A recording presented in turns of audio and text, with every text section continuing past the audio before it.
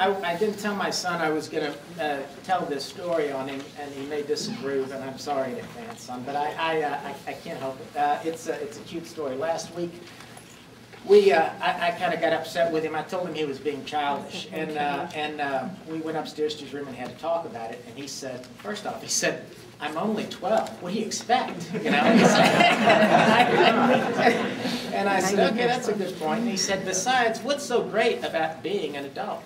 He said, "Children aren't causing global warming. Adults are." He said, "Children aren't breaking the law and going to jail. Adults are." He said, "Children aren't spending money they don't have and running us into debt. Adults are." What do you think about that?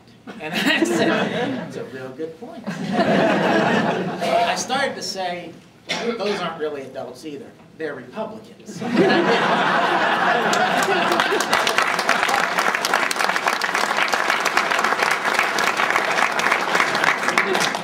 But I do think that we Democrats have a greater vision for our future and for our children than the Republicans do. Republicans are good at winning races. They're lousy at governing.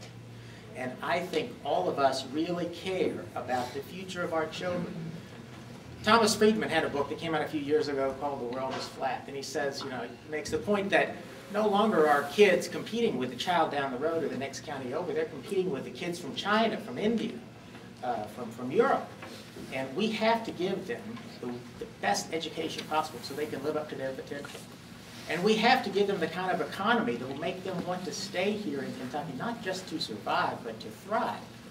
And like Speaker Richards said, we can be a world leader in in alternative fuels, clean energy.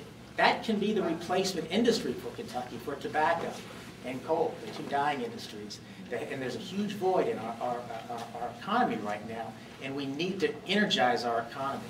We have to, the Republicans have been the party of big business forever. Why can't the Democratic Party be the party of small business? I think we can be.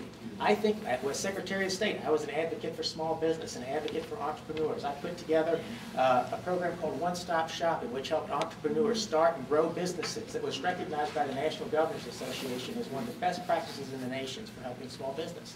That's the kind of leadership that Jody and I will bring. I know my time's about up. I appreciate, I want to make sure that I do one thing. I want to ask for your vote. Please vote for Jody and me.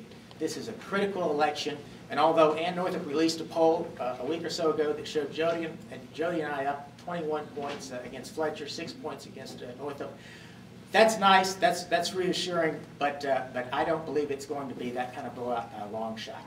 I think that it's going to be a tough race in November, and I think it's going to be one, with apologies to Jonathan, in the old school way, on the ground, not in the air, and that's where you all come into play. We need you every day from now until Election Day in November. We need you behind us. We have to be unified. We're a big tent party, but we need to get a unified message, and we need to work together. And if we do that, we'll take back the governor's mansion. Thank you.